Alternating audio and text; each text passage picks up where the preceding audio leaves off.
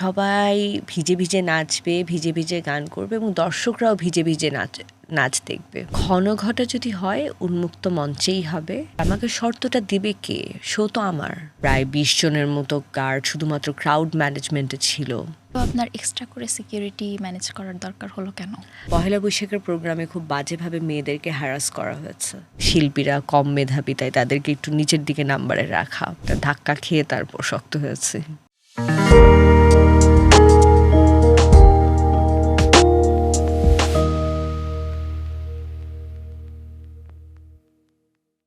Hello, welcome to her story. সঙ্গে আছি আমি রুকাইয়া জহির এবং আজকে আমার সঙ্গে আছেন যিনি আসলে শুধু নিজে নাচেন না, সবাইকে নাচিয়েও ছাড়েন। মানে আমরা দেখেছি যে একটা মানুষ আছে না যে দেখলে একটু গুড ফিলিং হয়, সেরকম একজন মানুষ, এবং যিনি ঘন ঘটা উৎসব করে আসলে ব্যাপকভাবে জনপ্রিয়তা পেয়েছেন এবং এর আগেই কিছুদিন আগেই তিনি আসলে পেয়েছেন 21শে পদক 2026। আছেন Arthi Ahmed. Welcome. Thank you so much. কেমন আছেন? ভালো আছি, আপনি কেমন আছেন? আমি খুব ভালো আছি। এই মুহূর্তে আপনার ব্যস্ততা কাটছে কি নিয়ে? ঘন ঘটা 2 শেষ হলো। সো আমাদের যেটা হয় যে ঘন ঘটা 2 আসলে আমাদের 10ম প্রোডাকশন। তো আমরা বছর শেষে আসলে আমাদের সবচেয়ে বড় গ্র্যান্ড প্রোডাকশনটা হয়, যেটা গত বছর মায়া প্রাণ ছিল, তার আগের বছর সখী ছিল, তার আগে আরও ঋতুরঙ্গ 1-2। তো বছর শেষে ডিসেম্বরে আমরা একটা গ্র্যান্ড প্রোডাকশন করি। এছাড়াও আমরা বছরে একটা নবপল্লবা বলে একটা প্রোডাকশন করি, যেটা আমাদের অনেকটা স্টুডেন্টদের রিপোর্ট কার্ডের মতো। তো সেখানে একদম পিওর ভরতনাট্যম ওরা করে। তো আমরা আগের বছরের প্রোগ্রামের সাথে পরের বছরের প্রোগ্রাম কম্পেয়ার করে দেখি যে তাদের প্রগ্রেসটা কী, এবং আমাদের অডিয়েন্স যারা আছে তারা খুবই রিপিটেটিভ অডিয়েন্স। তো তারাও এসে দেখতে পারে, আচ্ছা এই আপুটা এই বছর এরকম নাচ করেছিল, এই বছর কেমন নাচ করছে। তো ওইটা অনেকটা স্টুডেন্টদের রিপোর্ট কার্ডের মতো। তো আমরা এখন ঘন ঘটা শেষ, আমরা এখন নর্মাল ক্লাসে ফেরত যাচ্ছি এবং আমাদের নেক্সট প্রোডাকশনগুলোর প্রিপারেশন নিচ্ছি। এবং যেটা হয় একটা প্রোডাকশন করতে গেলে নর্মাল ক্লাসের সিলেবাসে কিছুটা ব্রেক পড়ে। তো আমরা সবাইকে আবার নাচের ফর্মে, ভরতনাট্যমের ফর্মে ফেরত এনে একদম এখন কঠিনভাবে প্র্যাকটিসে মনোযোগ দিচ্ছি। আপনাদের কিছু হেডলাইন্স দেখছিলাম আমি, যেখানে ছাতা নিষিদ্ধ ছিল ঘন ঘটা 2-তে, যে অনুষ্ঠানে একেও নিষিদ্ধ ছিল, যাবে না, একেও নিষিদ্ধ ছিল। কারণ বিষয়টা একটু যদি বলেন, মানে একটা কখন হয়েছিল, কি গত বছর অগাস্টের 8 তারিখে আমরা হলো ঘন ঘটা 1 আয়োজন করি। 8 তারিখের কোনো মাহাত্ম্য নেই, যেই সময় আসলে আমরা ভেন্যুটা ফ্রি পাই আগে পরে ওটা নেগোশিয়েট করে 8 তারিখে করা। গতবারের আমার আসলে অনেক বছরের ইচ্ছা ছিল, বর্ষা আমার খুবই প্রিয় ঋতু, ঠিক আছে? তো আমার মনে আছে আমি আমার স্টুডেন্টদের সাথে শেয়ার করছিলাম যে আমার খুব ইচ্ছা যে আমরা বর্ষার, রবীন্দ্রনাথ এত সুন্দর সুন্দর গান লিখে গেছে, এই গানগুলো দিয়ে আমরা একটা প্রোডাকশন করব, সেখানে সবাই ভিজে ভিজে নাচবে, ভিজে ভিজে গান করবে এবং দর্শকরাও ভিজে ভিজে নাচ দেখবে। কিন্তু আমরা আসলেই ভাবিনি যে দর্শকরা সত্যি ভিজে ভিজে নাচ দেখবে। তাই কি হয় নাকি একটু ছাতা খুলবে বা একটু টেন্ট না থাকলে রাগ করবে। কিন্তু ঘন ঘটা 1-এ তো বৃষ্টি হয়েছিল এবং আমরা অবাক হয়ে দেখেছি যে দর্শকরা সবাই ভিজে ভিজে আনন্দ করে নাচ করছে, এবং যখন বৃষ্টি হয় বকুলতলটা খুব স্লিপারি হয়ে যায়। তার মধ্যেও নাচের কোনো কিছু কম্প্রোমাইজ না করে শিল্পীরা নাচ করছে। তো ঘন ঘটা 1ও আসলে দর্শকে পরিপূর্ণ ছিল, কিন্তু ওটা কোনো প্রি হাইপ ক্রিয়েট হয়নি। তো যে কারণে হয় যে এত ওভার ক্রাউডেড হয়ে যায়নি, কিন্তু 1 হওয়ার পর সেগুলোর ছবি এবং ভিডিও যখন সোশ্যাল মিডিয়াতে দর্শকরা দেখেছে, তখন তাদের মনে খুব আফসোস জেগেছে যে এই জিনিসটা আমরা কিভাবে মিস করলাম। তো তখন থেকেই আসলে দর্শকের রিকোয়েস্ট আসতে থাকে যে ঘন ঘটা আবার কবে আসবে, এবং একদমই দর্শকের চাওয়া থেকে আমাদের ঘন ঘটা 2-এর প্রস্তুতি। এইটা আমি এই বছর খেয়াল করলাম, অনেকেই দেখলাম ফেসবুকে পোস্ট করছে যারা আসলে মিস করেছে, যে এবছর সবাই ঘন ঘটায় গেছে আমি বাদে, এরকম পোস্ট আমি দেখেছি। তারা হয়তো ঘন ঘটা 3-এ আসবে, তো হ্যাঁ, সবাই যদি যারা মিস করেছে তারাও যদি চলে আসতো তাহলে একটা আর জায়গা দেওয়ার জায়গা হতো না। কিন্তু পরবর্তীতে হয়তো আমাদের একটু ভেবে দেখতে হবে, আমাদের একটু ফ্রি রেজিস্ট্রেশনের ব্যবস্থা করতে হবে যেন সবার জন্য এক্সপিরিয়েন্সটা সুন্দর হয়। যদিও আমি জিনিসটা উন্মুক্ত রাখতে চাই, কিন্তু অ্যাট দ্য সেম টাইম আমি এমন কোনো ইনসিডেন্ট চাই না যেটাতে আমাদের দর্শকরা আনকমফোর্টেবল ফিল করবে। তো তার সব মানে কি মিলিয়ে উন্মুক্ত মঞ্চে আর ঘনঘটা হবে না? ঘনঘটা যদি হয় উন্মুক্ত মঞ্চেই হবে, সেটা চারুকলা হোক, রবীন্দ্র সরোবর হোক বা যে কোনো জায়গায় হোক, ঘনঘটার যে থিম, যে ভাবনা, সেটা আসলে কোনো বন্ধ জায়গায় সম্ভব না। কিন্তু হয়তো ক্রাউড কন্ট্রোলের জন্য আমরা একটা রেজিস্ট্রেশনের ব্যবস্থা করতে পারি, যে একটা বাউন্ডারি সেটিং। একটা বাউন্ডারি সেটিং, যে তোমরা আগে রেজিস্টার করলে আগে আসার সুযোগ পাবে। কিছু একটা ভাবতে হবে। নেক্সট বর্ষা আসতে তো এখন 1 বছর বাকি, অন্য প্রোডাকশনগুলো নিয়ে ভাবি, তারপর ওটা নিয়ে আস্তে ধীরে চিন্তা ভাবনা করব। নামটা ঘনঘটা কেন?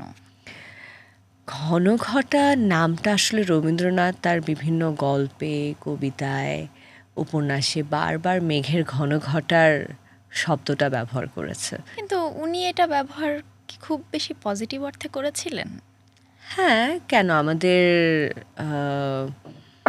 আকাশে ঘনঘটা, শিহরে তরুলতা, প্রত্যেকটা গানেই যদি দেখেন ঘনঘটা কিন্তু খুবই পজিটিভ ওয়ার্ডেই ইউজ করেছে। এবং অলসো এটা মানুষের পার্সপেক্টিভের উপরেও ডিপেন্ড করে। যেটা ঘনঘটা, তো মেঘের ঘনঘটা তো খুবই কমন একটা শব্দ। এখন সেটাকে আমরা কিভাবে ব্যবহার করব বা কি ভেবে ব্যবহার করব, এটা আসলে আমাদেরও চিন্তার একটা ব্যাপার। বেশ। আপনি কি চিন্তা করেছিলেন যখন এটা সিলেক্ট তো আপনি করেছিলেন নামটা? আমরা সবাই মিলে করেছি, একাডেমি সবাই মিলে করেছি এবং অনেকগুলো এটা কি নাম। নির্বাচন প্রসেস ছিল? না, আমরা যখন ঘনঘটা নাম সিলেক্ট করি তখন অনেকগুলো নাম সিলেক্ট করে আমাদের যে মিউজিক মানে ডিরেক্টর নির্ঝরদা, তাকে আমি বললাম যে আমি এই নাম, এতগুলো নাম আমি সর্ট আউট করেছি, তো সবাই যেহেতু বর্ষামঙ্গল নামে অনুষ্ঠান করে, আমি আর বর্ষামঙ্গল করতে চাইনি, কোনটা ভালো লাগে। তো নির্ঝরদাও বললো ঘনঘটা নামটা কিন্তু খুব ইউনিক লাগছে। স্টুডেন্টদের জিজ্ঞাসা করলাম, ওরাও বললো যে না আপু, ঘনঘটা খুব ইউনিক, মানে শুনলেই মনে হয় যে আলাদা কিছু হতে চাচ্ছে। তো আমাদের সব ডিসিশনই আসলে একাডেমি সবাই মিলে আমরা সম্মিলিত ডিসিশনে করি। সো ঘনঘটা নামটা আসলে সম্মিলিত ডিসিশনেই এসছে। কেন, আপনার পছন্দ হয়নি ঘনঘটা নাম? অবশ্যই পছন্দ হয়েছে। বিষয়টা তো আমার পছন্দের না। অনেকেই অনেক কথা বলছেন। সো কি কথা বলছেন? সেই পার্সপেক্টিভ থেকে আপনার ব্যাখ্যাটা জানতে চাওয়া। কথা বলছে অনেকেই বলছেন যে ঘনঘটা নামটা কেমন, এটা রবীন্দ্রনাথ নেগেটিভ অর্থে ব্যবহার করেছেন অনেক লেখায়। তাই সো ওই জিনিসটা থেকে আমার আসলে আপনার ব্যাখ্যাটা কি, আপনার নামকরণের ব্যাখ্যাটা? আমি তো রবীন্দ্র ভারতীতে পড়ে এসেছি, অনার্স এবং মাস্টার্স করে এসেছি, এবং রবীন্দ্রনাথকে অনেক অনেক ভালোভাবে বোঝার চেষ্টা করেছি। আমার কাছে কখনো মনে হয়নি উনি ঘনঘটাকে নেগেটিভ অর্থে ব্যবহার করেছেন। এবং মেঘের ঘনঘটা তো খুবই সুন্দর, আকাশ জুড়ে যখন মেঘ আসে, মেঘ হয়, তখন তো আমাদের ভালো লাগে, তাই না? সুরমা কালারের মেঘ। এবং হ্যাঁ, এই জিনিসটা যেটা হয়েছে যে সবাই তো যার যেভাবে খুশি সেভাবে লিখছেন, কেউ কেউ সোশ্যাল মিডিয়ায়, এটা তো ফ্রি, সবাই লিখতে পারেন। কিন্তু আপনার কাছে তো আর কেউ জিজ্ঞেস করেনি, বা আপনি কি প্রথম ভেবে, করলেন, হ্যাঁ আপনি প্রথম করলেন। এটাই জানা। এবং আমার মনে হয় তারা এই উত্তরটা পেয়ে যাবে যারা এই ধরনের প্রশ্নগুলো করছেন বা তুলছেন। আপনার একাডেমি সম্পর্কে একটু যদি বলেন। আপনার একাডেমি বলছিলেন যে সবাই মিলে ডিসিশন নেন, কারা আছেন, কতজন স্টুডেন্টস আপনার? আপনি বিভিন্ন জায়গায় বলেছেন যে 3 থেকে 70 বছর বয়সী স্টুডেন্টস আছে। কতজন আমাদের এখন 3টা ব্রাঞ্চ মিলে প্রায় 1000-এর মতো স্টুডেন্ট। আমাদের বনানীতে 2টো শাখা, একটা এখানকার খুব কাছেই, দুটোই খুব কাছে আসলে, আর আরেকটি ইকবাল রোডে। তো আমার একাডেমিতে আগে সব ক্লাস আমি নিতাম, এখন আমার খুব ভালো ভালো কিছু টিচার তৈরি হয়েছে, সো তারাও ক্লাস নিচ্ছে। এর পাশাপাশি আমার একাডেমিতে ফোকের ক্লাস হয় আলাদা করে, যেটা ঢাকা বিশ্ববিদ্যালয়ের শিক্ষক সাইফুল ইসলাম সাকি নেন। কন্টেম্পোরারি ক্লাস হয়, যেটা মানে দুর্দান্ত নৃত্যশিল্পী তরুণ নৃত্যশিল্পী সাকিব নেন। টিনেজারদের জন্য একটা আলাদা ক্লাস শুরু করেছি, যেটা মুবাশিরা কামাল ইরা নেয়। গানের ক্লাস শুরু হয়েছে, যেটা নির্ঝর চৌধুরী নিচ্ছে। বাচ্চাদের জন্য ব্যালের ক্লাস শুরু হয়েছে, যেটা তাহিয়া করাচ্ছে। তো আরও অনেক টিচার আমাদের সাথে সংযুক্ত হয়েছে, আমার প্রেশার কিছুটা কমেছে। এবং বড় মানে অনেক মানুষ এখনও ওয়েট করছে, আমাদের ওয়েটিং লিস্টে প্রায় 7,000 মানুষ অপেক্ষা করছে যারা আমাদের ক্লাসে ভর্তি হতে চায়, কিন্তু আমরা এই বছর আর নতুন কোনো স্টুডেন্ট নিতে পারছি না। এবং আমাদের একাডেমির সবচেয়ে সুন্দর ব্যাপার যেটা খুবই ইনক্লুসিভ একটা কমিউনিটি এবং খুবই নন জাজমেন্টাল একটা কমিউনিটি। এই কমিউনিটিতে কেউ একটু ভুল করলে বা কোনো কারণে আমরা কেউ কাউকে জাজ করি না। আপনি হয়তো আমাদের প্রোডাকশনের ভিডিও দেখলে বা নিজে গিয়ে দেখবেন যে অনেকেই ভুল করছে, অনেকে চশমা পরে নাচছে, কারণ চশমা ছাড়া তারা দেখতে পায় না। তারা খুব মিনিমাল মেকআপ করেছে, জাস্ট কাজল অ্যান্ড লিপস্টিক। কারণ আমি তাদেরকে বোঝানোর চেষ্টা করেছি যে তারা তাদের নর্মাল স্কিনে কতটা সুন্দর, কোনো মেকআপ অ্যান্ড এভরিথিং দিয়ে, ফাউন্ডেশন দিয়ে তাদেরকে ঢাকার প্রয়োজন নেই। মানে না, বাঙালিরা ন্যাচারাল হেয়ার এবং ন্যাচারাল স্কিন টোনে কত সুন্দর, সেটাই আমি দর্শকদের দেখাতে চেয়েছিলাম। এবং আমাদের আয়োজন যদি আপনি দেখে থাকেন, খুবই কিন্তু সাদামাটা আয়োজন। গত বছর আমরা যে সেটটা ইউজ করেছিলাম, সেই সেটটাই আমরা এবছর ইউজ করেছি। গাছ থেকে কিছু শোলার ফুল ঝুলিয়েছি আর সামনে প্লাস্টিকের চেয়ার। আর আহামরি আয়োজন কিন্তু আমাদের কিছু না। আর এর বেশি আয়োজন করার আমাদের আসলে ক্ষমতাও নেই, কারণ ঘনঘটা 2 সম্পূর্ণ অর্থে আমার ডান্স একাডেমির ব্যক্তিগত অর্থায়নে হয়েছে এবং সেই বাজেট কিছুটা কম পড়ায় তখন আমাদের স্টুডেন্টরাও কন্ট্রিবিউট করেছে। সো আমরা চাইলেই আসলে খুব বাড়াবাড়ি আহামরি অনুষ্ঠান করতে পারবো না। যেটা হয়েছে যে চারুকলা অনুষদ আমাদের ভেন্যু ভাড়াটা কিছুটা মৌকুফ করায়, পুরোটা না, হাফের একটু কম মৌকুফ করায়। সেই টাকা দিয়ে আমরা একটা সিকিউরিটি টিম হায়ার করেছি, যেন প্রত্যেকটা মানুষকে প্রপারলি চেক করে ঢুকানো হয় এবং মানে ক্রাউডে যেন কোনো ধরনের একটা মেয়েও যেন কোনোভাবে হ্যারাসড না হয়। এটা আমার খুব প্রায়োরিটি একটা জায়গা ছিল এবং ওই জায়গাটা আমরা মেকশিওর করা ট্রাই করেছি যে ওই শৃঙ্খলাটা যেন অডিয়েন্সের মধ্যে থাকে। যেহেতু একাডেমির ফান্ড থেকে অনুষ্ঠানগুলো হচ্ছে, তো একাডেমির ফান্ডেও তো একটা বড় অ্যামাউন্টের প্রয়োজন হয়, এটা কোথা থেকে আসে? স্টুডেন্টদের বেতন থেকে। এই যে এত স্টুডেন্ট, ওরা বেতন দেয় না, ওরা বেতন দেয়। আমরা বিভিন্ন সময় বিভিন্ন শো করি, শো থেকে রেমুনারেশন পাই, সেখান থেকে সেভিংস হয়। তো এটা তো খুবই মানে এই প্রশ্ন আমি অনেকটি করতে দেখেছি যে এই ফান্ডটা আসছে কোত্থেকে। তো এটা তো খুবই সহজ হিসাব যে এতগুলো স্টুডেন্ট এবং আমার স্টুডেন্টদের বেতন কত, এটাও সবাই জানে। তো এখান থেকে সেভ করে বছরে একটা প্রোডাকশন নিজের ব্যানারে করা তো খুব ডিফিকাল্ট কিছু হওয়ার কথা না। আপনারা তো ব্যাচ ভিত্তিক স্টুডেন্টস আছে। হ্যাঁ, আমার 3টা ব্রাঞ্চ মিলে আমার ভরতনাট্যমে প্রায় এখন 16টা ব্যাচ।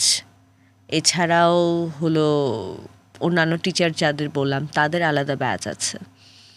সো এই ক্যালকুলেশন করাটা তো খুবই ডিফিকাল্ট কিছু না। এবং আমাদের তো ট্রেড লাইসেন্স করা কোম্পানি, এমন না যে আমি প্রাইভেটলি কিছু একটা চালাই। এবং প্রতি বছর অডিট হয়, আমরা খুবই মানে ভালো নাগরিকের মতো প্রত্যেক বছর আমরা ট্যাক্সও দিই। সো এটা আসলে খুবই অবান্তর সব প্রশ্ন যে ফান্ডিং কে করলো, কিসের ঘনঘটা, কি ঘনিয়ে আসছে, উঠে। মানে বিষয়টা হচ্ছে যে মানুষ তো আসলে এখন তো সোশ্যাল মিডিয়ার যুগ, মানুষ যা ইচ্ছা লিখতে কিছুই লাগে না।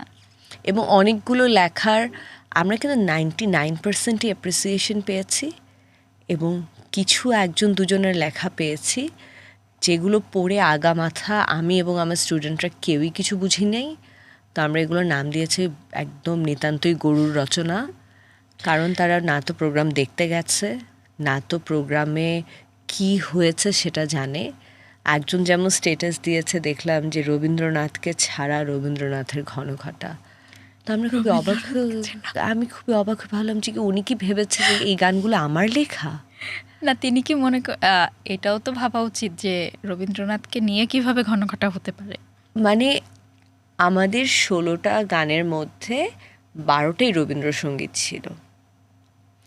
এখন কিভাবে ওনাকে ছাড়া আসলে ঘনঘটা হলো তাহলে, তাই না? তো আমরা সবাই ভেবেছি যে মানে আগা মাথা পড়ে আমরা কিছু বুঝি নাই। তারপর তো আপনাদের তো এরকম কোনো শর্তও কি ছিল যে এটা আসলে রবীন্দ্রসঙ্গীতের নৃত্যই হবে? শর্তটা দিবে কে আমাকে? প্রোডাকশন তো আমার। সেটাই, এরকম কোনো আপনারা তো এরকম কোনো ক্রাইটেরিয়া সিলেক্ট করেননি যে আমরা শুধুমাত্র রবীন্দ্রসঙ্গীতেই আমাদের নাচবো গত বা- বছর রবীন্দ্রসঙ্গীত যেহেতু আমার খুবই পছন্দ, আমি রবীন্দ্র ভারতীতে পড়ে এসেছি, রবীন্দ্র নৃত্যের সাথে নাচ করে আমি বড় হয়েছি, রবীন্দ্র নৃত্য আমার খুব পছন্দ, এই জন্য আমার প্রোডাকশনসে রবীন্দ্র নৃত্য প্রায়োরিটি পায়। ঠিক আছে, এটা খুবই সহজ কথা। এই বছর যেহেতু আমার সাথে আরও কয়েকজন টিচার ছিল, কাথাকের টিচার ছিল, কন্টেম্পোরারি টিচার ছিল, ফোকের টিচার ছিল, তো সেই জন্য আমরা অন্যান্য ফর্মগুলো কাথাক এবং কন্টেম্পোরারি ফর্মগুলো ইউজ করতে পেরেছি। এবং আমাদের দুটো নজরুল সঙ্গীত ছিল, একটা আধুনিক গান ছিল। প্রোগ্রামটা শুরু হয়েছে ক্লাসিক্যাল দিয়ে, রাগ মালহার দিয়ে। তো এবার আমরা আরেকটু ডাইভার্সিটি আনতে পেরেছি। কিন্তু এই যে শর্ত দেয়া হবে আমাকে শর্তটা দিবে কে? শো তো আমার, ডিরেক্টর তো আমি, আমাকে এখানে শর্ত দেওয়ার কেউ নাই। মানে আপনাদেরও তো এরকম কোনো বাধ্যবাধকতা ছিল না, কিছুই যে বাধ্যবাধকতা হচ্ছে দেওয়ার কেউ ছিল না। না, আপনারাও তো নিজেরাও কিছু সিলেক্ট করেননি যে আমরা শুধুমাত্র রবীন্দ্র নৃত্যেই থাকবো বা হ্যাঁ, এই ধরনের কিছুতে থাকবো, এরকম কিছু তো আপনারাও যেমন ঘোষণা আমরা দেননি। গতবার ডিসেম্বরে আমরা মায়ার প্রাণ যেটা করলাম, ঘনঘটার আয়োজনটা কিন্তু অনেক ছোট। টেকনিক্যাল জায়গা থেকে যদি দেখি, ঘনঘটার আয়োজনটা কিন্তু ছোট। এর থেকে অনেক বেশি প্রপস, আয়োজন, রিহার্সাল অ্যান্ড সব কিছু মিলিয়ে, বাজেট অ্যান্ড এভরিথিং মিলে আমাদের আরও বড় প্রোডাকশন ছিল মায়া প্রাণ, যেটা অতিথি স্পন্সর করেছিল। ওটা অনেক বড় প্রোডাকশন ছিল এবং ওই প্রোডাকশনে আমাদের 4টা শো করতে হয়েছে, একদম ফুল রেজিস্ট্রেশন করে, একদম প্রপার ওয়েতে। Mayapran was a much bigger production and bigger show. যেহেতু সেটা ওপেন এয়ারে এভাবে উন্মুক্ত ছিল না, তাই হয়তো সেটা সোশ্যাল মিডিয়াতে এভাবে ট্রেন্ডিং হয়নি। But Mayapran was a much bigger show. মায়ার প্রাণে তো আমরা সবগুলো লোকনৃত্য করেছি, সবগুলো মানে অঞ্চল ভেদে ধরে ধরে, সেখান থেকে বাউল, জারি, শাড়ি, ভাওয়াইয়া, ভাটিয়ালি, বউ নাচ, ধামাইল, সব বিয়ের নাচ, সব ধরনের নাচ আমরা করেছি। তো আমার স্টুডেন্টদেরকে আমি ট্রাই করি ডিফারেন্ট ডিফারেন্ট ডান্স ফর্মের সাথে এক্সপোজ করা, যাতে তারা আরও বেশি সমৃদ্ধ হয়। এবং তাদের অনেকেই যেহেতু ছোটোবেলা থেকে নাচ শিখেনি, বড় বেলায় এসে নাচ শিখছে, দে আর অল কর্পোরেট পিপল, তো তাদেরকেও এই কালচারগুলোর সাথে পরিচয় করা এবং প্রত্যেকটা একটা রংপুরের গানের সাথে নাচ শেখানোর আগে এই রংপুরের ভাষা ভেঙে ভেঙে বুঝিয়ে কেন এই নাচটার সাথে আমরা এই স্টেপটা করছি, এগুলো বুঝিয়ে বুঝিয়ে বলা। So that was a much bigger project. তো মানুষ অনেকে ভাবছে যে এটাই হলো ঘনঘটা, যেহেতু এটা ট্রেন্ডিংয়ে এসছে, যে এটাই হয়তো আমার বিগেস্ট প্রোডাকশন অ্যান্ড এটাই হয়তো সবচেয়ে successful production, but it's not. মানে আমাদের আগে আরও 9টা প্রোডাকশন হয়েছে, যেগুলো সবই হাউসফুল ছিল এবং যেগুলোর অনেকগুলোর অ্যারেঞ্জমেন্টই আসলে ঘনঘটা থেকে আরও অনেক বড়। চারুকলার সঙ্গে কোলাবোরেশনই তো বলা যায়, রাইট? Technically yes. হ্যাঁ, ঢাকা বিশ্ববিদ্যালয়ের একটা সঙ্গীত বিভাগ আছে, তো সঙ্গীত বিভাগের সঙ্গে কি কোলাবোরেশনের কোনো ইচ্ছে বা পরিকল্পনা আছে? ওনারা চাইলে কেন না, ওয়াই নট। আমার দিক থেকে তো কারোর সাথে কোনো প্রবলেম নেই। চারুকলার সাথে কোলাবোরেশন করার রিজনটা হলো বকুলতলা। আমরা যখন ঘনঘটা অ্যাক্ট করেছিলাম তখন কিন্তু কোলাবোরেট করিনি, তখন আমার একদম নিজস্ব ফান্ডিংয়ে একদম নিজস্বভাবে করতে হয়েছে। এবং আমার মনে আছে যে আমার চারুকলার অফিসের সামনে 12টায় সময় দিল, আমার 2টা 2:30 পর্যন্ত দাঁড়িয়ে থাকতে হয়েছে, কারণ দেখা করেনি। সেই জায়গা থেকে যখন ঘনঘটা এক হয় তখন তারা বুঝতে পারে যে আমাদের প্রোগ্রাম আসলে কী ধরনের হয় এবং কী ধরনের ক্রাউড এখানে আসে, কী ধরনের নাচ হয়। একটা মার্জিত সুন্দর নাচ, ভালো ক্রাউড, এটা কে না চায়? তো ঘন ঘটা ২ যখন যাই তখন ওনাদের কাছ থেকে প্রস্তাব আসে যে এটা তারা যৌথ প্রযোজনায় করতে চায়, এবং যৌথ প্রযোজনায় যদি আমরা করি তাহলে দে উইল মেক শিওর, ওরা এটা পুরোপুরি খেয়াল রাখবে যে এই প্রোগ্রামে কোনো ধরনের অসুবিধা হবে না বা কোনোভাবে প্রোগ্রাম বন্ধ হয়ে যাবে না। তো ওইটা আমার একটা বড় আস্থার জায়গা ছিল, কারণ যেভাবে চারিদিকে বিভিন্ন প্রোগ্রাম বন্ধ হয়ে যাচ্ছে, যদিও আমি এটা চেয়েছিলাম যে এই একটা প্রোডাকশনের জন্য আমরা গত বছর থেকে সেভিংস করেছি, যে বছরে একটা প্রোডাকশন আমরা উইদাউট স্পন্সর একদম নিজস্ব ফান্ডিংয়ে করব, কিন্তু ওই যে সিকিউরিটি জায়গাটা তারা যে এনশিওর করবে এই আশ্বাসটা দিয়েছে, ওই জায়গাটা আমার কাছে একটা বড় মানে আস্থার জায়গা ছিল যে ঠিক আছে, তাহলে আমার আর অন্য কিছু নিয়ে ভাবতে হবে না। তারপরেও কিন্তু আমি নিজস্ব ফান্ডিংয়ে একটা আলাদা সিকিউরিটি কোম্পানি হায়ার করেছি, যারা প্রত্যেকের ব্যাগ চেক করে মেটাল ডিটেক্টর দিয়ে চেক করে প্রত্যেকটা অডিয়েন্সকে ঢুকিয়েছে, এবং তাদের প্রায় ২০ জনের মতো গার্ড শুধুমাত্র ক্রাউড ম্যানেজমেন্টে ছিল। আমাদের একাডেমিতে যারা একদম নতুন ভর্তি হয়েছে, ১-১.৫ মাস হয়েছে ক্লাস করছে, তারা তো আসলে মঞ্চে উঠেনি। তো এরকম ১০০ জন ভলান্টিয়ার ছিল যারা ক্রাউড ম্যানেজ করেছে, তারা অনেক হেল্প করেছে।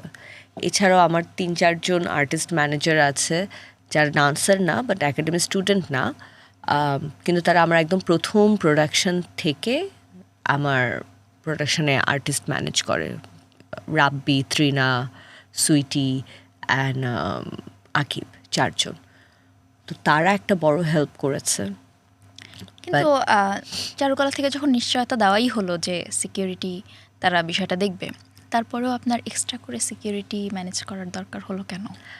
দরকার হলো কারণ আমি এর আগে রমনা বটমূলে যখন বোমা হামলার ঘটনাটা ঘটে তখন ওই সময় আমি আর আমার মা ঘটনার খুব কাছে ছিলাম। এই ট্রমাটা আমি নিয়ে বড় হয়েছি। আমি চোখের সামনে দেখেছি যে ইনজুর্ড মানুষকে, কারণ ওখানে তো গাড়ি ঢুকতে দেয় না, ইনজুর্ড মানুষকে মানুষজন ধরে নিয়ে যাচ্ছে। আর খুব ভিভিড একটা মেমোরি আছে যে আমি বাসায় যখন ফেরত আসি তখনও আমরা জানি না যে কি হয়েছে, বুঝতে পারছি না, কারণ সবাই দৌড়াচ্ছে, কোনোভাবে ওখান থেকে বেরিয়ে বাসায় আসাটাই তখন সেফ ব্যাপার। আমার খুব ভালো করে মনে আছে, চ্যানেল আই মনে হয় সরাসরি সম্প্রচার করতো, এবং নিউজে বারবার দেখাচ্ছে যে ক্যামেরা মঞ্চের দিকে একটা শব্দ হলো, ক্যামেরাটা একদম টার্ন করলো ঘটনার দিকে। আমি তখন তো অনেক ছোট, এই দুটো মেমোরি নিয়ে আমি বড় হয়েছি। অ্যাট দ্য সেম টাইম আমি দেখেছি যে ঢাকা বিশ্ববিদ্যালয়ের ভেতরেই কয়েক বছর আগে পহেলা বৈশাখের প্রোগ্রামে খুব বাজেভাবে মেয়েদেরকে হ্যারাস করা হয়েছে। তখন কিন্তু পুলিশ ওখানে আশেপাশেই ছিল, তারা কিন্তু থামায়নি। তখন আমার মনে হয়েছে যে এরকম কোনো ইনসিডেন্ট যদি হয়, কারণ এতগুলো মেয়ে উন্মুক্তভাবে প্রজাপতির মতো পাখা মেলে একটা মঞ্চে নাচ করছে, এটা মেনে নেওয়া কিন্তু সবার পক্ষে সহজ হওয়ার কথা না, তাই না? তো তখন আমার মনে হয়েছিল যে এরকম ঘটনা যদি কখনো ঘটে তাহলে পুলিশ কি রাইট টাইমে এসে স্টপ করবে? যদি নিজেদের টাই আপ থাকে অ্যান্ড পুলিশ সেখানে হস্তক্ষেপ না করে, তাহলে আমি জিনিসটা হ্যান্ডেল করব কিভাবে? যদিও আমি থানায় লেটার দিয়েছি, পুলিশের গাড়ি ওখানে ছিল, কিন্তু পুলিশ তো একবারও আমার সিকিউরিটি টিমকে সরিয়ে বলেনি যে আপনাদের লাগবে না, আমরা মেটাল ডিটেক্টর দিয়ে চেক করছি। এই সাপোর্টটা তো পুলিশ অফার করেনি।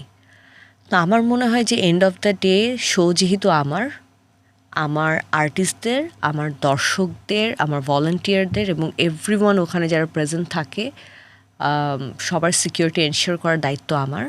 কারণ কোনো একটা দুর্ঘটনা ঘটলে সেটা সম্পূর্ণ দায়ভার আমার। কারণ আমার শিল্পীরা, আজকে আমি যেখানেই বলি না কেন, আমার স্টুডেন্টরা চোখ বন্ধ করে আমার উপর বিশ্বাস করে সেখানে পারফরমেন্স করতে চলে যাবে। এটা একটা বড় দায়িত্বের জায়গা। তা আমার যদি এইখানে অন্য কোথাও থেকেও বাজেট কম্প্রোমাইজ করতে হতো, যে আমি পারছি না ৪,০০০ চেয়ার দিতে, আমি সবাইকে মাটিতে বসাবো, তারপরও আমি আসলে সিকিউরিটিটা এনশিওর করতাম। এবং এটা ফার্স্ট প্রোডাকশন না, এটা আমার ঋতুরঙ্গ 1 থেকে 10 পর্যন্ত প্রতিটা প্রোডাকশনে হয়ে এসছে। বাকি প্রোডাকশনগুলো আপনার কোথায় হয়? ডিপেন্ড করে ভেন্যু কখন কোথায় অ্যাভেলেবল পাই। আমার খুব পছন্দের জায়গা ছায়ানট, যেহেতু আমি ছায়ানটে শিক্ষার্থী ছিলাম, তো চেষ্টা করি ছায়ানটে করতে। কিন্তু ছায়ানটের গ্রিন রুমটা আসলে অনেক ছোট, তো দেখা যায় যে এই 200-300 মানুষকে ওই গ্রিন রুমে, ওখানে আসলে ক্যাপাসিটি হলো হায়েস্ট 20-25 জন আসলে ওই গ্রিন রুমে থাকতে পারবে। তো দর্শক ঢোকার আগ পর্যন্ত আসলে পুরো গ্যালারিটাই আমাদের গ্রিন রুম থাকে।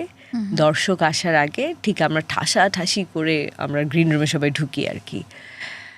তো আপাতত আমার প্রোডাকশন ছায়ানটেই, যে মেইন প্রোডাকশনগুলো ডিসেম্বরে ছায়ানটে হয়েছে। আর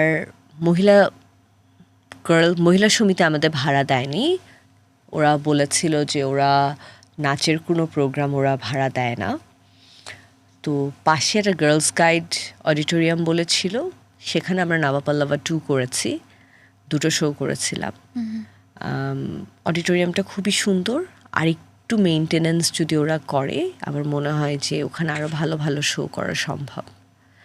আর শিল্পকলায় করার ইচ্ছা আছে, অবশ্যই কার না ইচ্ছা থাকবে নাট্যশালায় প্রোডাকশন করার, কিন্তু শিল্পকলা জানাই কনফার্ম করে খুবই লাস্ট মোমেন্টে।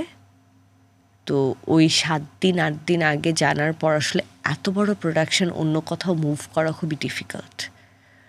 তো আমি যখনই শিওরিটি পাবো যে না, আমি অ্যাটলিস্ট 3-4 মাস আগ থেকে জানতে পারছি যে শিল্পকলার প্রোডাকশন হবে, এবং আমি শিল্পকলা ভেবে আসলে আমি এটা প্রোডাকশন ডিজাইন করতে পারবো, ডেফিনেটলি আমার ইচ্ছা। এবং আমার শিক্ষার্থীদেরও খুব ইচ্ছা শিল্পকলায় পারফর্ম করার। তো ওইটা একটা ইচ্ছা যেটা আমরা ম্যানিফেস্ট করছি, যে শিল্পকলা একটা বড় করে প্রোডাকশন। আপনি ছায়ানটের শিক্ষার্থী ছিলেন বলছেন, এবং আপনার মাকে নিয়ে যেহেতু বটমূলে গিয়েছিলেন, রমনার বটমূলে, তার মানে আপনার মাও এই ধরনের সংস্কৃতি মনাবোধ হয়? আমার মা তো খুবই ভালোবাসেন, এবং তিনি কি করেন? তিনি স্পেশাল চাইল্ডদেরকে নিয়ে কাজ করতেন। তিনি রমনা বুদ্ধি প্রতিবন্ধী স্কুলের প্রিন্সিপাল ছিলেন, প্রিন্সিপাল হিসেবে রিটায়ার করেছেন, 2-3 বছর হলো রিটায়ার করেছেন।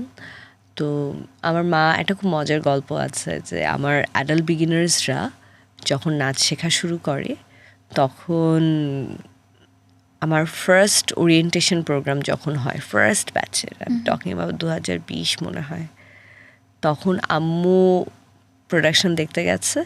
আম্মুর পাশে আম্মুর বয়সী আরেকজন মহিলা বসা। তো উনি কথায় কথায় আম্মুকে জিজ্ঞাসা করেছে যে আপনিও ভর্তি হয়েছেন? তো আমার মা বলেছে যে না, আমার মেয়ে টিচার। তো তারা সমবয়সী। তো তারপর আমার আম্মু বলেছিল যে তোমাকে যখন আমি ছায়ানটে নিয়ে যেতাম, তখন যদি তোমার মতো কেউ অ্যাডাল্ট বিগিনার্স ক্লাস শুরু করতো, আমিও তো নাচটা শিখতে পারতাম, আমিও তো নাচটা শিখতে চেয়েছিলাম, আমার ছোটোবেলায় সেই সুযোগটা হয়নি। তো আমার মনে হয় যে পরিমাণ এফার্ট আমার মা আমাকে অফিস করে বাসা সামলে বিভিন্ন রিহার্সাল, বিভিন্ন ক্লাসে অন টাইম রেগুলারলি নিয়ে যাওয়ার পিছনে দিয়েছে, সেই এফার্টটা দিয়ে যদি সে একটু নাচ শিখতে পারতো, তখন যদি তার সুযোগটা থাকতো, সে কিন্তু এখন অনেক ভালো নৃত্যশিল্পী হতো। তো আমরা আসলে আই এম গ্ল্যাড যে আমি ওই সুযোগটা করে দিতে পারছি, যে এই আফসোসটা, এই স্বপ্নপূরণের আফসোসটা এখন অন্যদের থাকবে না আর কি। আপনার মাকেও তো নিয়ে নিতে পারেন সঙ্গে। আমার মা আসলে অনেক ছোটবেলা থেকে, আমরা অনেক ছোটবেলা থেকে শুনে এসেছি আম্মু ঢাকায় থাকবে না। আমার আম্মু মাস্টার্স কমপ্লিট করে চাকরি নিয়ে ঢাকায় এসেছিল, এবং আম্মু ঢাকা কখনোই পছন্দ হয়নি। তা আম্মু সবসময় বলতো আমি রিটায়ারমেন্টের পর রাজশাহী চলে যাব। আর আমার নানা নানুর একমাত্র মেয়ে আমার মা, তাদের বয়স হয়েছে। আমার মার নানুও এখন বেঁচে আছেন। তো এখন ইটস হার রেসপন্সিবিলিটি যে তাদের টেক কেয়ার করা, এবং আমার মা খুবই ভালো আছে। সে ছাদ বাগান করছে, অনেক রেস্কিউড অ্যানিমালসদেরকে নিয়ে আছে, রিসেন্টলি 2টো বাচ্চা অ্যাডপ্ট করেছে, তাদের পড়াশোনার ভার নিয়েছে। তো আমার মনে হয় যে আম্মুকে দেখে খুবই মানে মনে হয় যে আমিও মনে হয় রিটায়ারমেন্টের পর I want the same life, ঢাকার এই জঞ্জাল থেকে দূরে কোথাও একটা শান্ত পরিবেশে গিয়ে কোনো একটা পাহাড়ে গিয়ে বই লিখবো, আমার অনেক অনেক বিড়াল থাকবে। আমার মনে হয় এই ক্যাওসের মধ্যে আমরা যারা থাকি প্রত্যেকেরই একটা সুপ্ত বাসনা আছে যে আমি আফটার রিটায়ারমেন্ট এই ক্যাওসে থাকবো না এবং আমি গ্রামে চলে যাব। আমি চলে যাব, আমি সত্যি চলে যাব। আমি রাজশাহী না গেলেও কোনো পাহাড়ে চলে যাব। আমার টপ লিস্টে আছে কালিম্পং। কালিম্পং আমার খুবই প্রিয় একটা জায়গা। তো হয়তো আমার হাজব্যান্ড যদি রাজি হয় তো রিটায়ারমেন্টের পর আমি ওখানে কালিম্পং চলে যাব, আমি, আমার হাজব্যান্ড, আমার বিড়াল, এবং মানে পারলে আমার মা, আমার হাজব্যান্ডের বাবা মা, আমার নানা নানু যারা তখন থাকবেন সবাইকে নিয়ে চলে যাব আর কি। আপনার হাজব্যান্ডের সম্পর্কে একটু শুনি। কি শুনতে চান? কি করেন উনি, কোথায় থাকেন? ও বড় হয়েছে অস্ট্রেলিয়াতে, ও রিসেন্টলি মুভ করেছে ঢাকায়। এখন একটা ব্যাংকে আছেন এবং মানে খুবই সাপোর্টিভ, অদ্ভুত ভালো একটা মানুষ। এবং আমি সারাদিনে একটু চুপচাপ মানুষ, কিন্তু আমি যদি ওকে জিজ্ঞাসা করি যে তোমার দিন কেমন গেল, ইট ওয়াজ বিজি, অনেক কাজ ছিল, অনেক মিটিং ছিল, অনেক কিছু এসে, কিন্তু আমার সকাল থেকে সন্ধ্যা পর্যন্ত মানে কি হয়েছে না হয়েছে সব আমার ওকে খুঁটিয়ে খুঁটিয়ে বলতে হবে। And he is very invested also, মানে আমার স্টুডেন্টদের নাম জানে, কোন ক্লাসে কি হচ্ছে, কে প্রমোশন পেলো, কে পরীক্ষার পর ফেল করলো, কেন ফেল করলো, কি প্রবলেমটা হয়েছিল, কে কোন গানে পারফর্ম করছে। He is very invested. এবং আপনি যদি ঘনঘটায় গিয়ে থাকেন দেখবেন যে ও আসলে শো ঠিক মতো দেখতে পারেনি, কারণ ও নিজের উপর দায়িত্ব নিয়ে ও একদম ক্রাউড কন্ট্রোল করছে, সব কিছু করছে। তো ও আসলে পুরো ব্যাপারটা আসলে খুবই মানে পুরো ব্যাপারটাতে ও খুবই ইনভেস্টেড। মানে আমার মা তো অবভিয়াসলি ইনভেস্টেড, ছোটোবেলা থেকে ইনভেস্টেড। ও এবং ওর মা, ওর বাবা, ওর বোন সবাই মিলে আসলে পুরো ব্যাপারটা আসলে খুবই এনজয় করে। আসলে ওনাদের জন্য ব্যাপারটা খুবই নতুন। আমার মা তো যেহেতু ছোটোবেলা থেকে দেখে বড় হয়েছে, মা আসলে জানে যে পুরো ব্যাপারটা কিভাবে হয়, কি কি কমপ্লিকেশনস থাকতে পারে একজন আর্টিস্টের জীবন অ্যান্ড এভরিথিং। ওনাদের জন্য তো ব্যাপারটা খুবই নতুন। তো ওনারাও আসলে এক্সপ্লোর করছে, আমার মাও যেমন এক্সপ্লোর করতে করতে করতে চ্যালেঞ্জেসগুলো শিখেছে, ওনারাও শিখছে। আপনার মাই তো আপনাকে ছোটবেলায় পড়াশোনা বলেন বা নাচের ক্লাস বলেন বিভিন্ন জায়গায় নিয়ে যেতেন। আপনার ছোটবেলাটা কেমন ছিল? অনেকে বলেন না শুক্রবার মানে ছুটি, তো আমার শুক্রবার কোনো ছুটি ছিল না। শুক্রবার মানেই আমার গানের ক্লাস থাকবে, নাচের ক্লাস থাকবে, এই ক্লাস থাকবে, ওই ক্লাস থাকবে, এবং আমি সবসময় এগুলো খুব এনজয় করতাম। এটাই আমার জন্য নর্মাল ছিল। আমার জন্য খুবই নর্মাল ছিল যে ক্লাস শেষ করার পর আমার রিহার্সাল থাকবে, ক্লাস শেষ করার পরে আমার অন্য কোনো প্রোগ্রামে যেতে হবে। এটাই আমার জন্য নর্মাল ছিল এবং এটা একটা বয়স পর্যন্ত আমার মানে একটু বিরক্ত লাগলেও মাঝে মাঝে বিরক্ত লাগতো যে সকালবেলা ঘুম থেকে উঠে, যেমন আমাদের 9:30 ক্লাস হতো ইউল্যাবে। আপনারা কয় ভাই বোন ছিলেন? আমার বড় একটা ভাই আছে। ভাই কি করতেন? ভাই খুব ভাইও ভালো, কি এ ধরনের কালচারাল অ্যাক্টিভিটিস ভাই করতেন? আমার ভাই খুবই ভালো গিটার বাজায়। সমস্যা হলো at the same time he is a very good student. So 2টা গোল্ডেন A+, IBA-তে পড়েছে, ভালো চাকরি করেছে।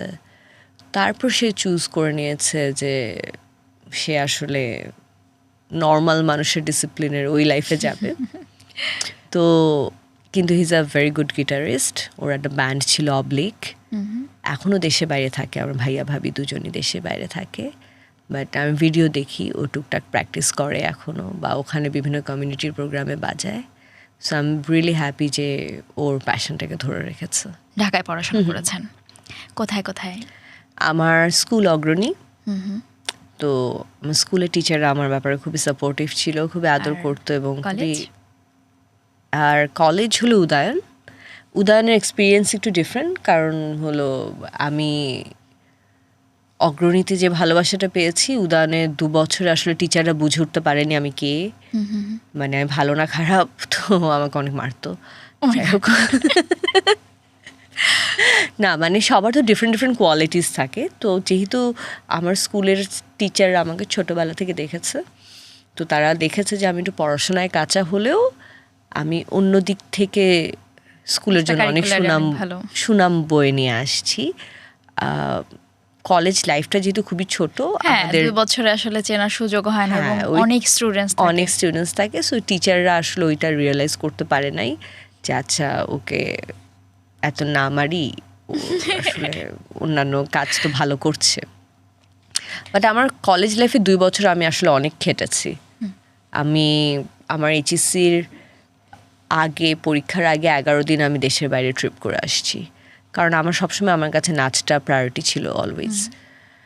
তো আমার মা তো ভেবেছিল আমি এইচএসসিতে পাসই করবো না। যে তখন আপনি প্রফেশনালি ডান্স করতেন? আমি প্রফেশনালি ডান্স করি অনেক আগে থেকে, এবং আমি সাধনার সাথে যুক্ত হই 2005 থেকে। তো 2005 থেকে আমি আসলে প্রফেশনাল টিমের সাথে কাজ করি। কিন্তু হ্যাঁ, যেটা আমি করিনি সেটা হলো যে কিছু নৃত্যশিল্পী আছে যে সব গ্রুপের সাথে কাজ করে, আমি সব গ্রুপের সাথে কাজ করিনি। আমি খুবই আমার রুচি বা আমার মায়ের রুচির সাথে যায় এরকম কিছু গ্রুপের সাথে কাজ করেছি। আমি ওয়ার্দাপুর সাথে কাজ করেছি, প্রেমাপুর সাথে কাজ করেছি, শর্মিলা মাসির সাথে কাজ করেছি, সাধনার সাথে কাজ করেছি। তো যেগুলো আসলে আমি আমার নাচের সাথে যায়, বা যে ধরনের নাচ আমি করতে চাই সে ধরনের নাচের সাথে যায়, তাই সেই জায়গাগুলোতে আমি কাজ করেছি। এবং সাধনার সাথে কাজ করেছি লুবনা মারিয়ামের সাথে অলমোস্ট 20 বছর হয়ে গেল। নাচ তো আসলে বলা হয় গুরুমুখী বিদ্যা। আপনার গুরু কাকে মনে করেন আপনি? এটা আমার জন্য বলা ডিফিকাল্ট। আমি একজনের আদর্শে যদি বিশ্বাস করি তাহলে আমি বলবো যে কীর্তিরাম গোপাল। কারণ এর আগে আমি অনেক টিচার পেলেও আমাকে যেভাবে উনি মোল্ড করেছেন অন্য কেউ করেনি। এছাড়াও আমি ছায়ানটে যখন থেকেছি তখন আমি আলাদা আলাদা টিচারের সান্নিধ্য পেয়েছি যারা প্রত্যেকে অনেক গুণী। আমি রবীন্দ্রভারতীতে যাওয়ার পর একটা ইউনিভার্সিটি যেহেতু, সেখানে আমি ডিফারেন্ট টিচারের সান্নিধ্য পেয়েছি, তারাও প্রচণ্ড গুণী, তাদের কাছ থেকেও আমি অনেক কিছু শিখেছি। কিন্তু একদম মানে নিজের আদর্শে ওইভাবে মানে হয় না যে কারো আদর্শ ফলো করতে ইচ্ছা করে, শুধু নাচ না, উনি হলেন কীর্তিরাম গোপাল। এবং আমার মেন্টর যদি বলেন দ্যাট ইজ লুবনা মারিয়াম। আপনার কখন মনে হলো যে নাচকে আমি প্রফেশনালি নিব এবং এই নাচেই আমি আসলে পড়াশোনাটা কন্টিনিউ করব?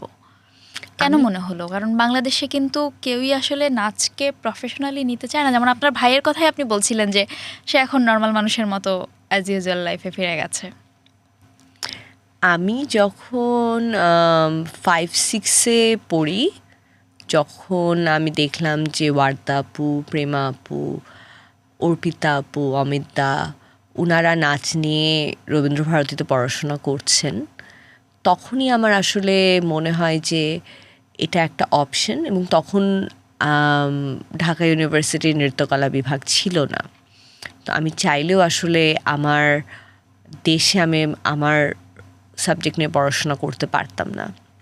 চাইলেই কি পারতেন? কারণ আপনার বিভাগ ছিল না। তো বিভাগ থাকলেও কি পারতেন? কারণ আপনি বলছিলেন যে আপনি পড়াশোনায় অত বেশি মনোযোগী ছিলেন না বা ভালো ছিলেন না। না, তখন আমি গোল ডিফারেন্টলি চিন্তা করতাম, অত খারাপও ছিলাম না যে পারতাম না। মনোযোগী ছিলাম না, যারা আসলে মনোযোগী ছিলাম না সেটা আলাদা ব্যাপার, বাট অত খারাপও ছিলাম না যে পারতাম না। অলরাইট, আমাদের দেশে কিন্তু অনেকেই চায় যে আমি আসলে নৃত্যকলায় পড়বো বা আমি ড্রামাতে পড়বো, কিন্তু অ্যাডমিশন টেস্টটা ইজ সো ডিফিকাল্ট। আমি এটা আমার লাস্ট ইন্টারভিউতেও বলছিলাম যে এটার প্রসেসটা এত জটিল হওয়ার কথা না। আমি যেহেতু ঢাকা ইউনিভার্সিটিতে পড়ি নাই, আমি জানি না জটিলতাটা কেমন হয়।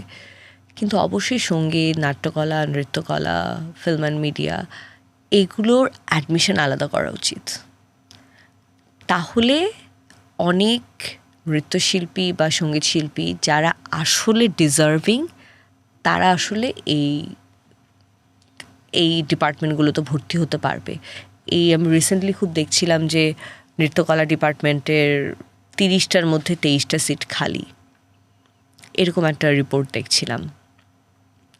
তো এটার রিজন একটাই যে অ্যাডমিশন আলাদা না করা, কারণ এত দুর্দান্ত আমাদের পরের জেনারেশন এত ভালো নাচে, তো তারা যদি পরীক্ষা দিয়ে সরাসরি নৃত্যকলা বিভাগে ভর্তি হতে পারে, এটা নৃত্যকলা বিভাগের জন্যও ভালো, তাদের জন্যও ভালো। তো এটা আগে যেমন বিভাগই ছিল না, এখন যেমন বিভাগ হয়েছে, আই এম শিওর যে রিলেটেড মানুষজন চেষ্টা করে যাচ্ছে, আমি জানি না চেষ্টা করছে কিনা, আমি অ্যাজিউম করছি, এবং ভবিষ্যতে এটা চারুকলার মধ্যে একটা আলাদা অ্যাডমিশন সিস্টেম হবে এবং হওয়া উচিত। প্রত্যেকটা দেশে আছে, এটা হওয়া উচিত। কেন একজন নৃত্যশিল্পীকে সায়েন্স, কমার্স অ্যান্ড এভরিথিং সব কিছু জেনে ভর্তি হতে হবে? এবং আপনি দেখবেন যে নৃত্যকলা বিভাগের র্যাঙ্কিং কিন্তু অনেক নিচের দিকে, মানে অ্যাডমিশন টেস্ট দেওয়ার পর মার্কস অনুযায়ী ইউ ক্যান সিলেক্ট সাবজেক্ট, সেখানে সঙ্গীত বিভাগ, নাট্যকলা বিভাগ, নৃত্যকলা বিভাগ এগুলো কিন্তু অনেক নিচের দিকে। মানে এইগুলোর র্যাঙ্কিং তো আসলে র্যাঙ্কিং কি করা আছে? কারণ এইখানে হচ্ছে স্টুডেন্টস তার চয়েস দেয় যে আমি ফার্স্ট চয়েস এটা আমার সেকেন্ড চয়েস। এখন কোনো স্টুডেন্টস যদি না চায়, সে তো আগে ফার্স্ট চয়েস আমি যতখানি জানি যে কততম হলো, কত নাম্বার পেলো, তার উপর ডিপেন্ড করে তার কাছে অপশনস আসে, if I am not wrong, যে তুমি এই এত নাম্বার পেলে বা এততম হলে তোমার কাছে এই এই এই এই অপশন। সেখানে অনেক কম নাম্বার পেলে আসলে সঙ্গীত, নৃত্যকলা, নাট্যকলা পাওয়া যায়। এটা আমার মনে হয় যে নৃত্যশিল্পীদের জন্য বা যে কোনো শিল্পীর জন্য আসলে, আমাদের দেশের জন্য আসলে অনেক অসম্মানজনক। কারণ ধরেই নেওয়া হয় যে শিল্পীরা কম মেধাবী, তাই তাদেরকে একটু নিচের দিকে নাম্বারে রাখা। এই র্যাঙ্কিংটাই বন্ধ হোক, মানে তাদের জন্য আলাদা অ্যাডমিশন টেস্টের ব্যবস্থা করা হোক। যে ভালো নাচে সে নৃত্যকলা বিভাগে পড়বে, যে ভালো গান গায় সে ভালো করবে। এখন জাস্ট কেউ পাবলিক ইউনিভার্সিটিতে পড়ার জন্য গিয়ে একটা ডিপার্টমেন্টে ভর্তি হলো, কিন্তু সে ABCD জানে না, তাকে অনার্স লেভেলের সিলেবাস ধরিয়ে দেয়া হলো, এটা তার জন্য ডিফিকাল্ট।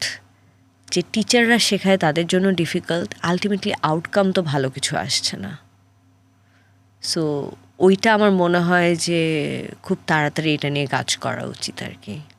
বেশ, আমার মনে হয় এটা নিয়ে যারা আসলে নীতি নির্ধারকরা আছেন তারা এটা নিয়ে অবশ্যই ভাববেন, অলরেডি হয়তো ভাবছেন, যেহেতু আমি রিলেটেড না, আমি জানি না। আপনার কথা বলছিলেন, আপনি HS পাসের পরে ইন্ডিয়া গিয়েছিলেন, তো সেই ICCR স্কলারশিপে আপনার কি চয়েসটাই ছিল আপনি নৃত্যকলা নিয়ে পড়বেন? হ্যাঁ, ডেফিনেটলি ছিল, এবং অপশন থাকে 6টা ইউনিভার্সিটি, আমার সময় 6টা ইউনিভার্সিটি ছিল, 6টা ইউনিভার্সিটির নাম দেয়া, এবং আমি সবার প্রথমে রবীন্দ্রভারতীর নাম দিই, কারণ আমার পরিচিত আমার অনেক টিচাররা আগে রবীন্দ্রভারতীতে গিয়েছে। এবং এর বাদে আসলে অন্য কি ইউনিভার্সিটি আছে, আমি তো তখন ছোট, আর আমার আম্মু তো আসলে মিডিয়া জগতের মানুষ না, তাই না? তো আম্মু এই হায়দ্রাবাদ ইউনিভার্সিটি বা ব্যাঙ্গালোর ইউনিভার্সিটি এখন যেখানে অনেকে যাচ্ছে, এগুলো সম্পর্কে আমরা জানতাম না। তো যেহেতু আগের টিচারদেরকে দেখেছি রবীন্দ্রভারতী আর শান্তিনিকেতন, তো শান্তিনিকেতনে ভরতনাট্যম ছিল না, শান্তিনিকেতনে শুধু রবীন্দ্রভারতীতে ভরতনাট্যম ছিল। তো আমি রবীন্দ্রভারতীতে অপশন দিই, এবং সেই মোমেন্টে আমার স্কলারশিপটা দরকার ছিল। মানে আমি কোনো পাবলিক এক্সাম দিই নেই, এবং প্রাইভেটে এক্সাম দেওয়ার জন্য যে আসলে যে পরিমাণ খরচ, সেটার চাইতে আমার দরকার ছিল তখন ওই মোমেন্টে স্কলারশিপটা। তো তখন আমি স্কলারশিপ দিই, এবং সবার স্কলারশিপের রেজাল্ট চলে আসছিল, লটে রেজাল্ট দেয়। তো নৃত্যকলার রেজাল্ট একদম লাস্ট লটে দিয়েছিল, এবং আমি তখন খুবই টেনশনে পড়ে যাই, এবং আমার মাও খুব টেনশনে পড়ে যায় যে তুমি তো আর কোথাও পরীক্ষা দিলা না, এখন যদি না হয় কি করবা তুমি?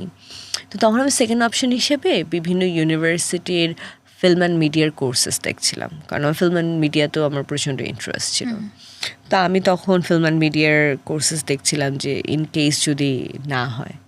তো একদম লাস্ট লটে আমার স্কলারশিপের রেজাল্ট আসে, এবং সেবার আমরা রবীন্দ্র ভারতীতে বাংলাদেশ থেকে 5 জন স্টুডেন্ট গিয়েছিলাম, নৃত্যকলায় আমি একা। এবং একটা লং গ্যাপের পরে বাংলাদেশ থেকে নাচে কেউ পড়াশোনা করতে গিয়েছিল। সো মানে নাচ নিয়ে রবীন্দ্র ভারতী থেকেও পড়াশোনা করতে গিয়েছিল। তখন আমি তো আসলে অনেক ছোট, মানে যেই মেয়ে বাসায় 1 গ্লাস পানি কখনো একা ঢেলে খায়নি, সে নিজের পুরো ফাইন্যান্স ম্যানেজ করছে, একটা লিমিটেড স্কলারশিপের মধ্যে চলছে, একা একা ইউনিভার্সিটি যাচ্ছে, ফেরত আসছে, রান্না করছে, ম্যাগি নুডলস দিনের পর দিন ম্যাগি নুডলস খাচ্ছে, সে ম্যাগি নুডলসটাও ঠিকমতো রান্না করতে পারে না, ঘেটে হালুয়া বানিয়ে ফেলে। তো সেখান থেকে আসলে অনেক গ্রো করে, হয় না যে একটা আনকমফোর্টেবল সিচুয়েশনে ফেললে মানুষ আসলে একটা স্ট্রঙ্গার পারসন হিসেবে গ্রো করে। তো আমার মনে হয় আমার ক্ষেত্রেও সেটাই হয়েছে আর কি, একটা ধাক্কা খেয়ে তারপর শক্ত হয়েছে। একটা সময় নাচ নিয়ে পড়াশোনা কন্টিনিউ করতে পারবে কিনা সেটা নিয়ে উদ্বিগ্ন একটা মেয়ে, এখন 21শে পদকধারী। হ্যাঁ, এই জার্নিটা এখন এসে যখন এই সাকসেস, এই সফলতা দেখছেন, কেমন লাগছে? কেমন অনুভব করছেন নিজের ভেতরে? আমার আশেপাশের মানুষ, আমার স্টুডেন্ট তো অনেকে আমার থেকে, ম্যাক্সিমামই আমার থেকে বয়সে বড়। আমার স্টুডেন্টরা, আমার ফ্যামিলি, আমার ফ্রেন্ডস, ওরা আমাকে খুব হেল্প করে অনেক গ্রাউন্ডেড রাখার জন্য, যে এটাই আসলে সর্বোচ্চ প্রাপ্তি বা সব, মানে এটাই হায়েস্ট কিছু না, তোমাকে আরও ভালো কাজ করতে হবে এবং আরও ভালো কাজের মাধ্যমে নিজেকে প্রমাণ করতে হবে। কিভাবে? ভালো কাজের মাধ্যমে, ভালো প্রোডাকশন, ভালো স্টুডেন্ট তৈরি করা। আমি যদি এই অ্যাডাল্ট বিগিনার্স থেকে 10 জনও ভালো নৃত্যশিল্পী তৈরি করতে পারি, যারা অলরেডি এখন করছে, যারা দেশে বিদেশে চ্যানেলসে, কর্পোরেট ইভেন্টসে পারফর্ম করছে, তো আমি যদি এই বড়দেরকে এই বয়সে নাচ শেখানো শুরু না করতাম, আমি 10 জন না, সংখ্যাটা বড়, আমি বলছি 10 জন, এই 10 জনও তো তৈরি হতো না। তো সেটা তো আমার একটা ক্রেডিটের জায়গা, যে আমি একদম নাচ না জানা 10 জনকে প্রফেশনাল ডান্সার্সদের পাশে, ইভেন কিছু ক্ষেত্রে তাদের থেকেও বেটার নাচ করছে। তো এই জার্নিটা, এই গ্রুমিংটা তো আমি তাদেরকে করিয়েছি। আমার আরও অনেক কাজ করতে হবে। আমাদের দেশের নাচ নিয়ে অনেক ধরনের প্রবলেমস আছে, যেগুলো নিয়ে আমি অলরেডি কথা বলছি, যেগুলো নিয়ে আমি কাজ করছি। তো কি ধরনের প্রবলেম?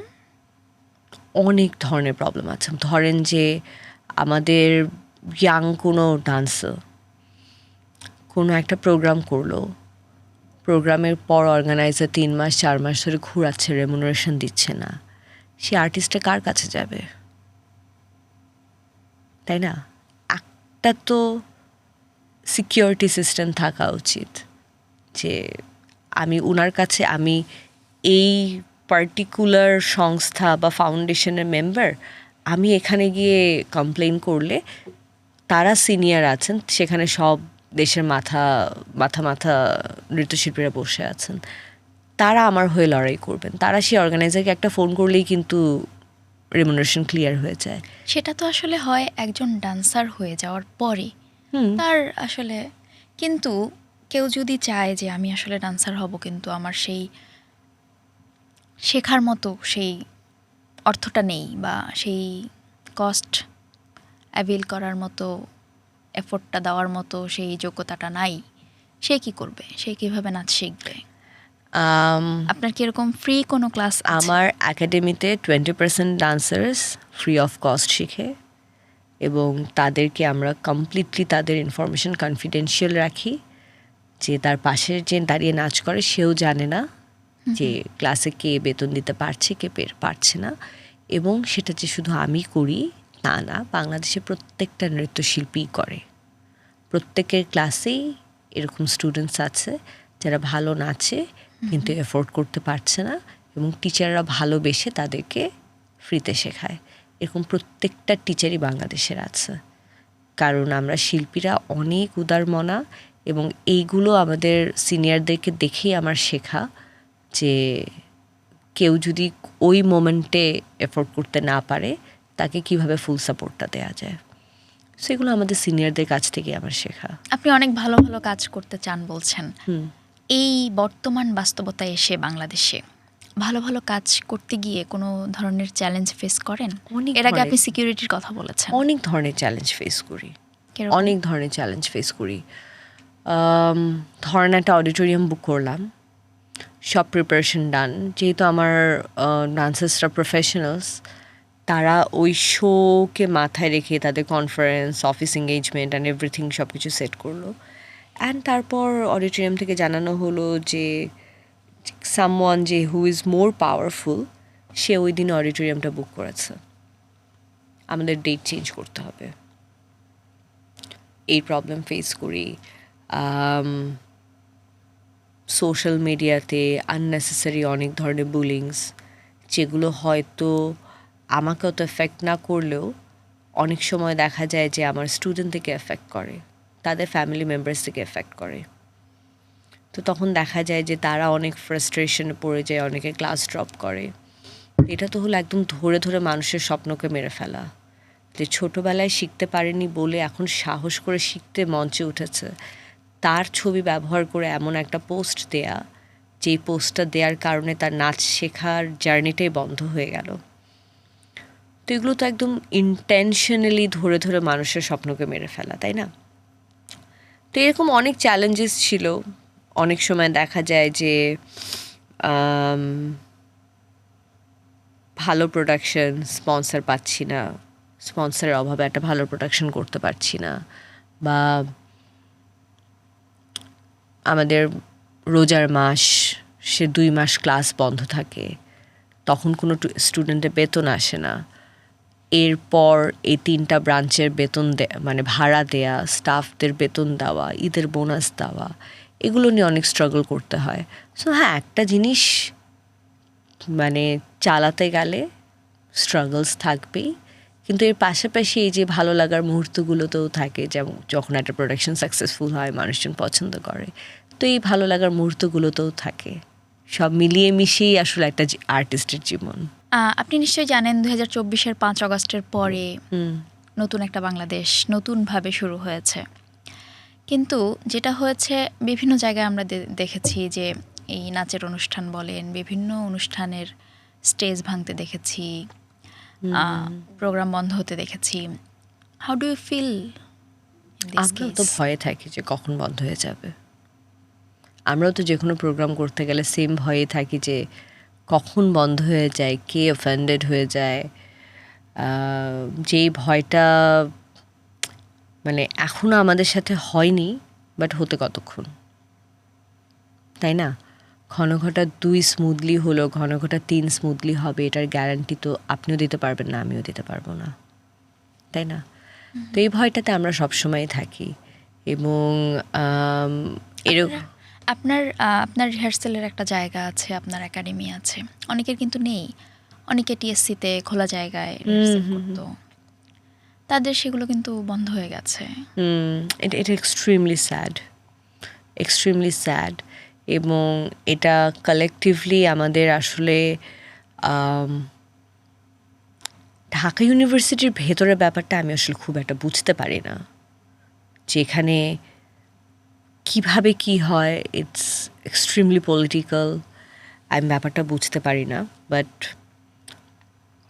ঢাকার বাইরের যদি মানে ঢাকা ইউনিভার্সিটির বাইরে যদি বলেন, সেখানেও আমি দেখেছি যে অনেক নাটক বন্ধ হয়ে গেছে, অনেক ধরনের প্রোগ্রাম বন্ধ হয়ে গেছে, এবং শিল্পীদেরকে বিভিন্ন ট্যাগিং দিয়ে তাদেরকে অপদস্থ করা, এটা আমার কাছে খুবই একটা দুঃখের ব্যাপার মনে হয়। মানে শিল্পী শেষমেশ শিল্পী, ঠিক আছে? আমি কিন্তু বিভিন্ন পোস্টে দেখেছি যে অর্থী আহমেদকেও বিভিন্নভাবে ট্যাগ করার চেষ্টা করা হচ্ছে, যেমন এমন 5ই কোনো অগস্টে এমন কোনো ট্যাগ তো নাই যে আমাকে দেয়া হয়। মানে আমি নিজেই কনফিউজ যে আমি এখন একদমই কোন তাই। দলে। এবং আমি একটা ঘটনা আপনাকে বলতেই চাই। 5ই অগস্টের আপনার একটা ছবি গণভবনে ভাইরাল হয়েছে, যেটা আপনি পতাকা নিয়ে গিয়েছিলেন। পতাকা নিয়ে যাইনি, আরেকজন নিয়ে গেছিল, আমি নিয়ে ছবি তুলেছি। Alright. এই প্রথম আমি এটা জানতে পারলাম আর সবাই কি, ছবি যে তুলছিল, আমি বলছি ভাই আমিও একটু নেই, তো ওই আর কি। ওটা যাওয়ার কেন গিয়েছিলেন? বা গণভবন আমার বাসার এক্সট্রিমলি কাছে, ঠিক আছে, এবং আমরা ঢুকে আসলে তখন বুঝতে পারিনি যে এত মানুষ এখানে আসবে, কারণ তখন সবাই শাহবাগ যাচ্ছিল, শহীদ মিনারের ওখানে যাচ্ছিল। তো আমার আর আমার হাজব্যান্ডের মনে হলো যে শহীদ মিনার তো অনেক দূর হেঁটে যেতে হবে, গণভবন তো আমার বাসার পাশে, লেটস গো টু গণভবন। তো গণভবনে যে ফার্স্ট 3-4 হাজার মানুষ ঢুকেছিল, তাদের মধ্যে আমি আর আমার হাজব্যান্ড ঢুকেছিলাম। এবং ঢুকার পরে আমরা দেখলাম প্রথম সচক্ষে গণভবন, এবং ঢুকে উই ফেল্ট এক্সট্রিমলি আনসেফ, ঠিক আছে, কারণ আমরা কখনো এক্সপেক্ট করিনি যে এখানে এভাবে করে ভাঙচুর হবে। এখানে আগুন লাগিয়ে দিচ্ছে, ওখানে আগুন লাগিয়ে দিচ্ছে, আমাদের সামনে একটা গাড়ি, মানে গণভবনের সামনে একটা গাড়ি পার্ক করা ছিল, সেই গাড়িতে আগুন লাগিয়ে দেওয়া হলো। সবচেয়ে মজার একটা গল্প হলো যে আমি দেখলাম একটা লোক একটা বিড়ালের লিটার বক্স নিয়ে, যেহেতু আমি বিড়াল পুষি এবং বিড়ালের কিন্তু খুব কমন একটা লিটার বক্স আছে, একটা গোলাপি রঙের লিটার বক্স নিয়ে যাচ্ছে। তো আমি ওনাকে বললাম, আপনি এটা কোথায় নিয়ে যাচ্ছেন, এটা কি করবেন? তো বলে, এটা দিয়ে বাসায় গিয়ে ভাত খাবো।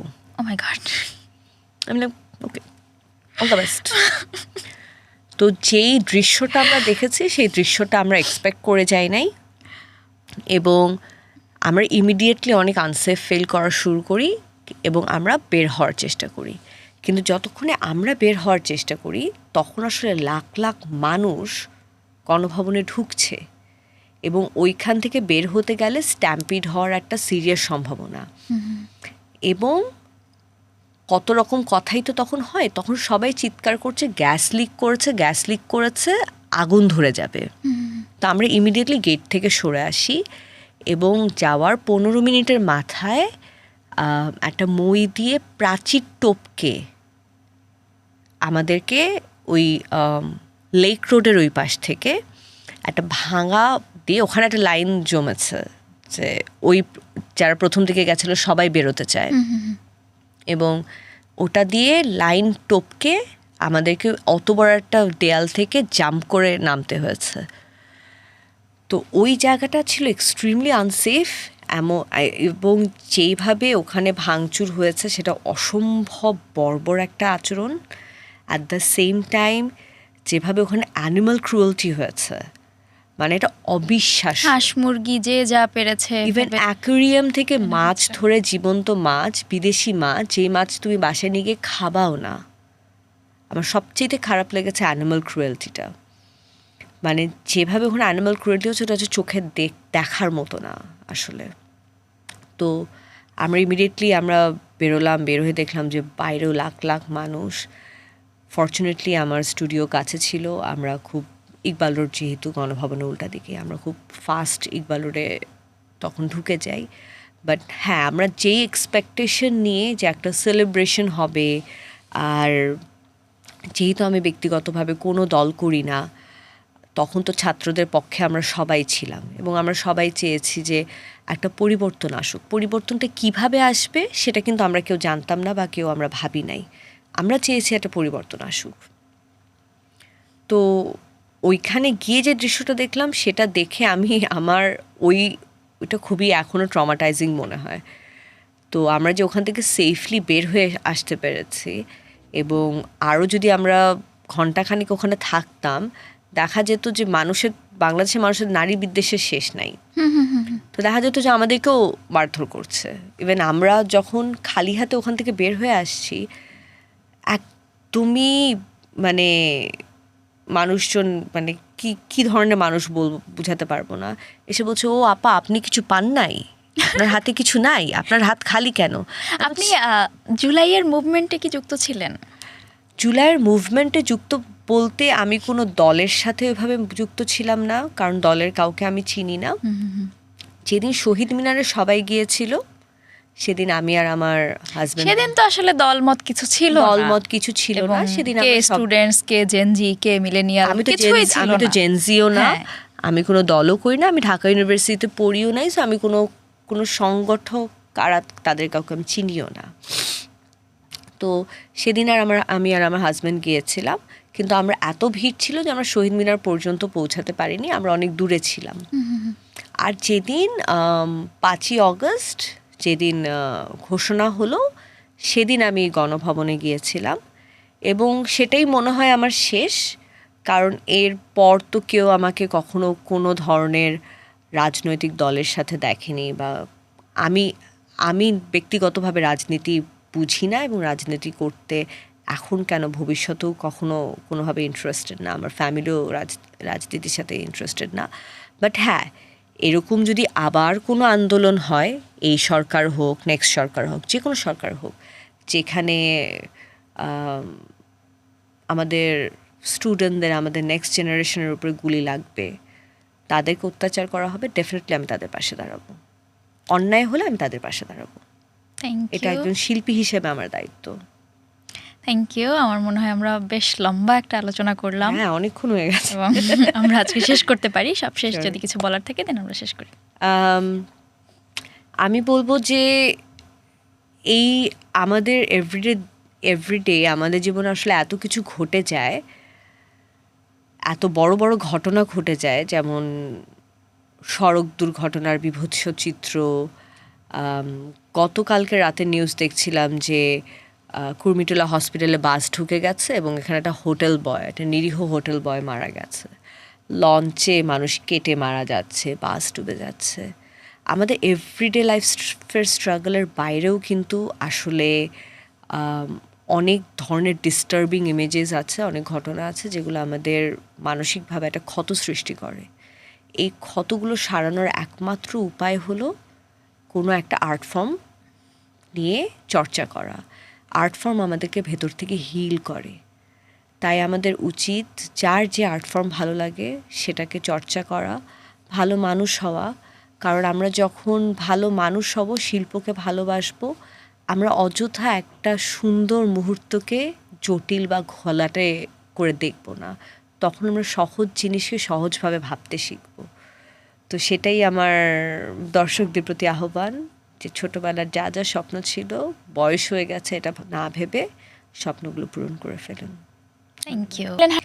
দেখছিলেন হার স্টোরি, সঙ্গে ছিলাম আমি রুকাইয়া জহির, এবং আমার সঙ্গে ছিলেন 21শে পদকপ্রাপ্ত নৃত্যশিল্পী অর্থী আহমেদ। সবাই ভালো থাকুন, সুস্থ থাকুন। দেখা হবে নতুন কোনো পর্বে, নতুন কোনো অতিথি নিয়ে। সেই অবধি সবাই ফলো করুন আলাপের সোশ্যাল মিডিয়া হ্যান্ডেলগুলো।